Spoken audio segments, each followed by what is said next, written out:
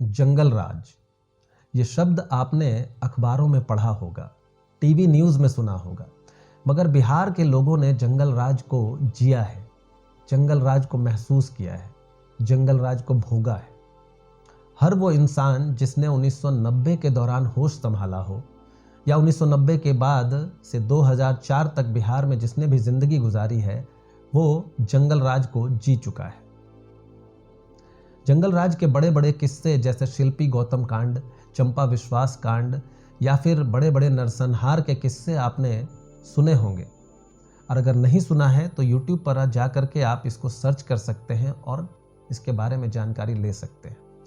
आज जो जंगल राज की कहानी मैं आपको बताऊंगा, ये एक आम बच्चे के नज़रिए से, एक आम युवा के नज़रिए से, एक आम इंसान के नज़रिए से इस जंगल राज की कहानी मैं आपको आज बताऊंगा। स्थिति बेहद गंभीर थी, इतनी गंभीर थी कि लॉ एंड ऑर्डर बिल्कुल फेल हो चुका था। हर इंसान डरा हुआ था, चाहे वो स्टूडेंट हो, चाहे वो छोटा व्यापारी हो, चाहे वो बड़ा व्यापारी हो, चाहे वो नौकरी पेशा इंसान हो, क्योंकि जंगल राज में ऐसा ही होता है। जो थोड़ा भी शक्तिशाली होता है वो छोटे को खा जाता है। हर वक्त आपको हर किसी से डर होता है, हर जगह डर होता है, कहीं भी आप अपने आप को सुरक्षित महसूस नहीं करते। स्थिति ऐसी थी कि शाम के 6-7 बजे के बाद अधिकांश घरों में ताले लग जाया करते थे, और वो ताला सिर्फ घर के लोगों के लिए खुलता था। अगर आप ट्रेन से आधी रात को या सुबह के 3 बजे 4 बजे ट्रेन से रेलवे स्टेशन पर उतरते हैं तो आप अकेले रिक्शा से, ऑटो रिक्शा से घर जाने की हिम्मत नहीं कर सकते थे, क्योंकि हो सकता है रास्ते में आपको कोई लूट ले, हो सकता है ऑटो रिक्शा वाला ही आपको लूट ले, हो सकता है कि पुलिस भी आपको रोक करके आपके साथ लूट मार कर सकती है। मैं भी पुलिस के हाथों लुटा हूं। पटना शहर की बात है, उस वक्त गांधी मैदान के पास शहीद स्मारक का निर्माण हुआ था। मैं और मेरा मित्र उस शहीद स्मारक की फोटो लेने के लिए गए थे। जैसे ही मैंने उस शहीद स्मारक की फोटो ली, पुलिस का एक जवान मुझे हाथ पकड़कर खींचकर सड़क के किनारे ले जाता है और झपट कर मेरा कैमरा अपने हाथ में ले लेता है। मैं कुछ समझ नहीं पा रहा था। आधे घंटे 1 घंटे तक उसने मुझे परेशान किया।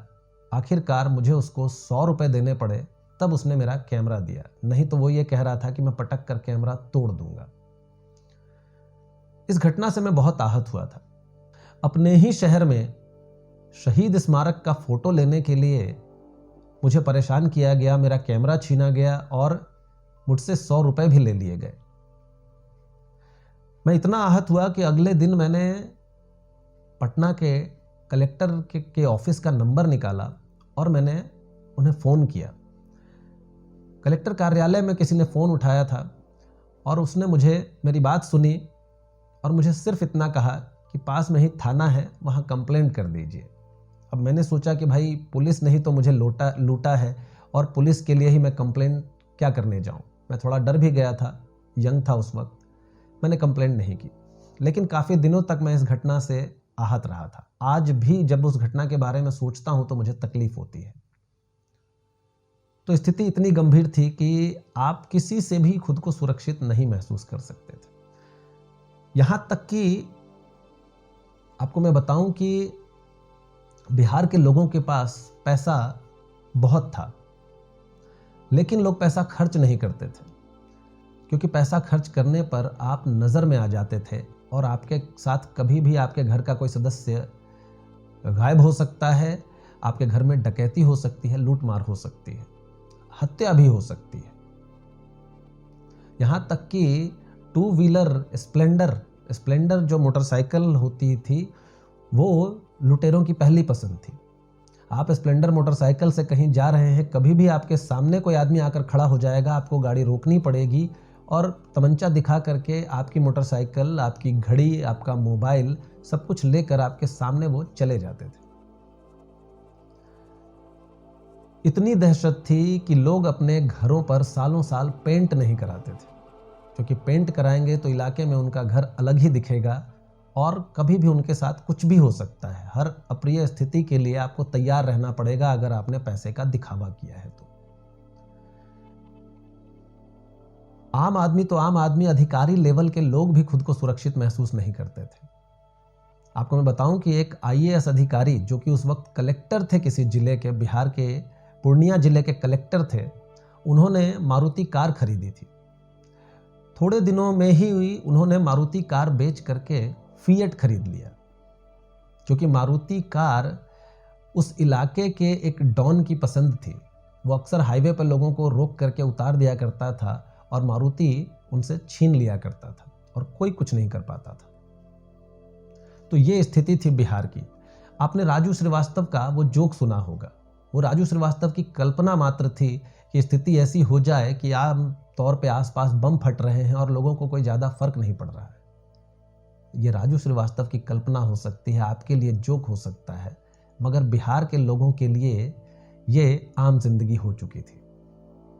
घरों में बैठे होते थे, धमाके की आवाज़ होती थी, हम बाहर निकल के जाते थे तो पता चलता था कि किसी इंसान पर गोली चला दी गई और गोली चलाने वाला फरार हो गया, घायल पड़ा है या बॉडी वहां पड़ी है, पुलिस आएगी, बॉडी लेकर जाएगी, आम बात थी। कभी भी कुछ भी हो सकता। अपहरण के केसेस इतने ज़्यादा बढ़ चुके थे कि आम तौर पे हमारे इलाके में भी कई बच्चे गायब हो जाते थे और 2 दिन बाद उसकी लाश बाईपास पे मिल जाती थी। उस दौरान हम भी दहशत के साए में जीते थे। कभी कभी सोचते थे कि कब इस स्थिति से हम बाहर निकलेंगे। हालांकि हमने बाहर की दुनिया देखी नहीं थी, लेकिन अखबारों के माध्यम से, टीवी के माध्यम से इतना तो समझ आता था कि बिहार के बाहर अन्य राज्यों में स्थिति ऐसी नहीं है। हम सोचते थे कि कब इस स्थिति से हमें छुटकारा मिलेगा। कब कोई ऐसा सुनने में आता था, ऐसा पढ़ा था हमने कहानियों में, किस्सों में, कि जब जुल्म बहुत ज़्यादा बढ़ जाता है तो कोई मसीहा आता है बचाने के लिए। हम ये सोचा करते थे कि कब कोई आएगा इंसान, कब कोई मसीहा आएगा जो बिहार को इस स्थिति से बाहर निकालेगा, कब हम खुली हवा में खुलकर सांस ले पाएंगे।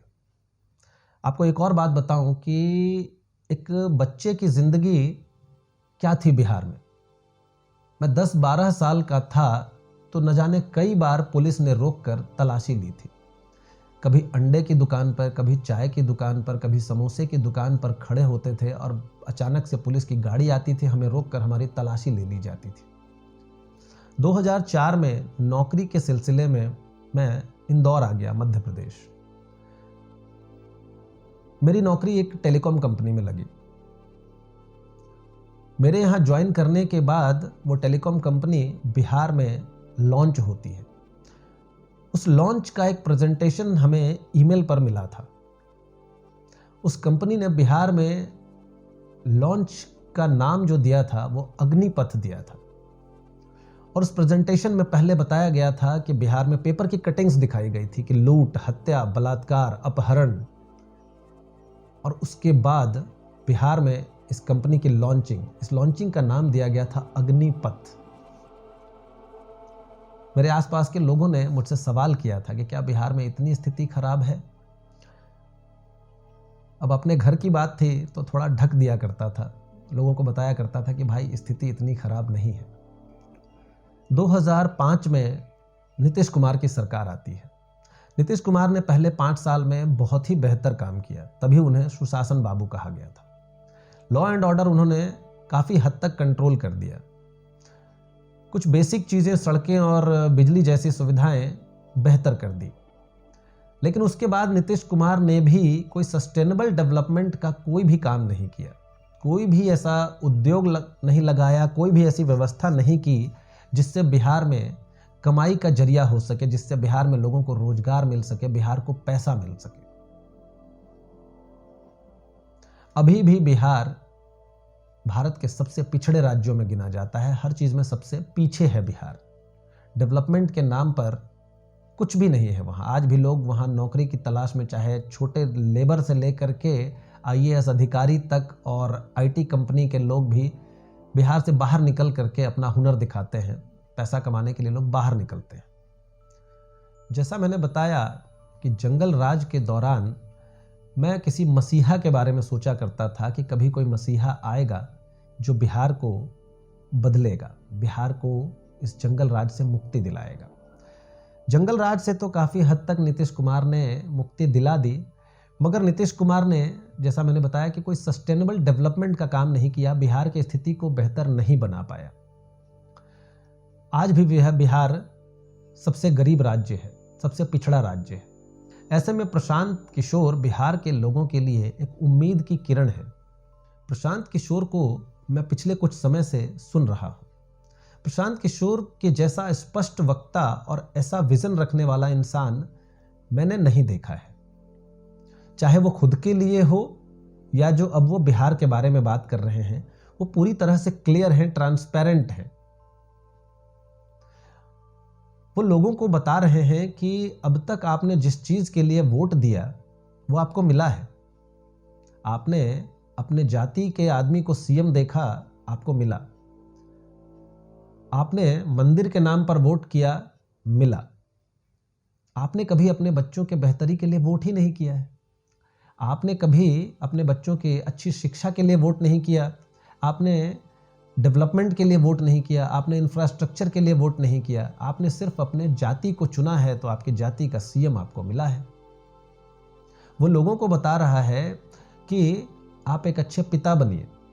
लालू यादव एक अच्छे पिता हैं, जो अपने 9वीं फेल बच्चों को भी चीफ मिनिस्टर बनाना चाहते हैं। विधायक बना ही रखा है, उप मुख्यमंत्री बन ही चुके हैं। तो लालू यादव अच्छे पिता हैं, अपने बच्चों की बेहतरी सोच रहे हैं, अपने परिवार की बेहतरी सोच रहे हैं। आपने अपने परिवार की बेहतरी कब सोची? आपने अपने बच्चों के लिए क्या मांगा है? तो आपने जो मांगा आपको मिला है। तो प्रशांत किशोर बता रहे हैं कि इस बार बेहतरी के लिए वोट कीजिए, अपने बच्चों के लिए अच्छी शिक्षा के लिए वोट कीजिए। तो प्रशांत किशोर गलत क्या कर रहे हैं? हाँ, कुछ लोग ये सोच रहे हैं, कुछ लोगों का ये डर है कि कहीं प्रशांत किशोर भी अरविंद केजरीवाल ना हो जाए। तो देखिए, इसमें दो बातें हैं। एक, अरविंद केजरीवाल आंदोलन करके ऊपर आए थे। शुरुआत से ही अरविंद केजरीवाल अपनी बातों में क्लियर नहीं थे। शुरुआत से ही झूठ बोलना और मुकर जाना उनकी आदत थी। उसके बाद भी दिल्ली की जनता ने उन पर भरोसा किया, तो इसमें दिल्ली की जनता की ही गलती थी। प्रशांत किशोर आंदोलनकारी नहीं है। वो बिल्कुल क्लियर हैं कि वो बिहार को बदलना चाहते हैं। बिहार के लोगों को शिक्षित कर रहे हैं कि आपको अपने लिए वोट करना चाहिए, अपने बच्चों के लिए वोट करना चाहिए। दूसरी बात ये कि बिहार के लोगों के पास विकल्प नहीं है। आप आरजेडी को आजमा चुके हैं, आप जेडीयू को आजमा चुके हैं, बीजेपी को आजमा चुके हैं। बिहार में किसी भी पार्टी में कोई ऐसा नेता नहीं है, कोई ऐसा चेहरा नहीं है जो बिहार की स्थिति को बदल सकता हो, बदलने का दम रखता हो। तो आपके पास कोई ऑप्शन नहीं है। अगर एक आदमी उठा है जो आपके बेहतरी की बात कर रहा है, आपको इस गरीबी और पिछड़ेपन के दलदल से निकालने की बात कर रहा है, तो बिहार के लोगों को, जन सुराज को भी एक मौका देना चाहिए।